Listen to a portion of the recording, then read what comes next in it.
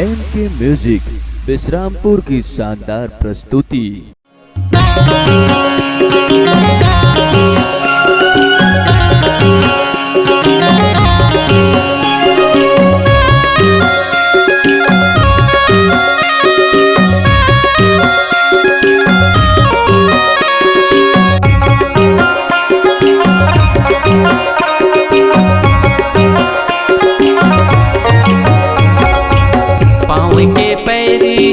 तो हिला खुले ये कर्मना चलाया बेजी कर्मा खेलब देवर भौजी ये कर्मना चलाया बेजी।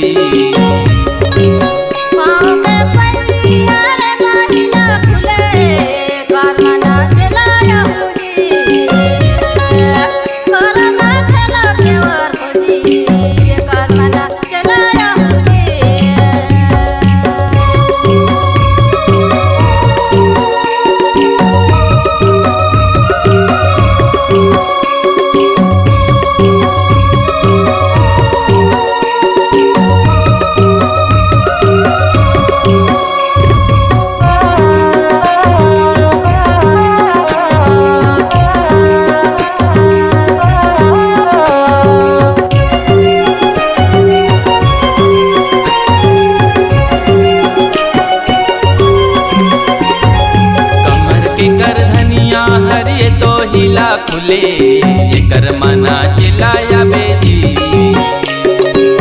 कर्मा खेलब देवर भौजी ये कर्मना चलाया बेजी।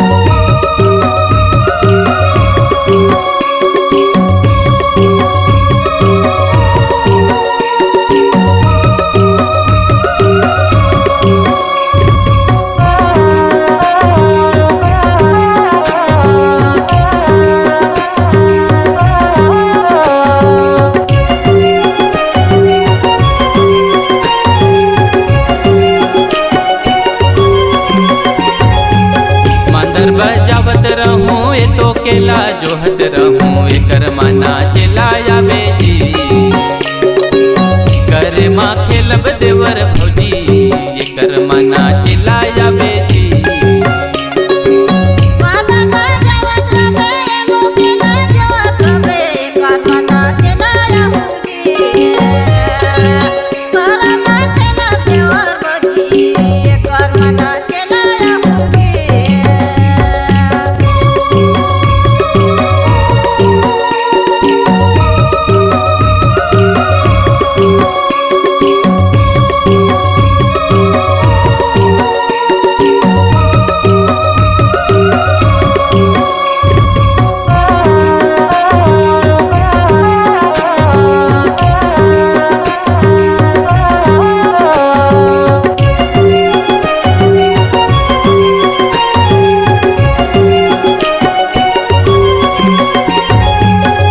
आंगन में गड़े करमदार कर्मना चलाया बेजी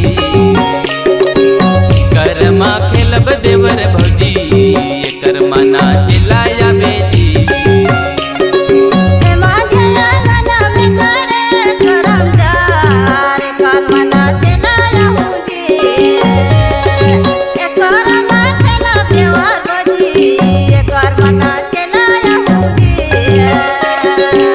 पाँव के पैरी हरे तो हिला खुले ये कर्मना चलाया बेजी कर्मा खेलब देवर भौजी ये कर्मना चलाया बेजी।